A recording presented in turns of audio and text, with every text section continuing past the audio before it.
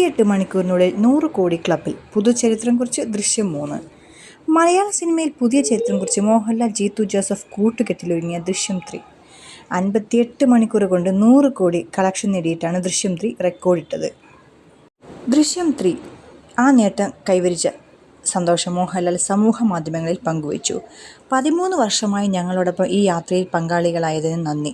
ഈ കഥയിലുള്ള നിങ്ങളുടെ സ്നേഹവും പിന്തുണയും വിശ്വാസവും എല്ലാ ദിവസവും ഞങ്ങളെ വിനയാന്വിതരാക്കുന്നു. ദൃശ്യം 3 വിജയകരമായ പ്രദർശനം തുടരുന്നു എന്നാണ് മോഹൻലാൽ സമൂഹ മാധ്യമങ്ങളിൽ കുറിച്ചത്. ചിത്രത്തിന്റെ പ്രത്യേക പോസ്റ്ററും താരം പങ്കുവച്ചു.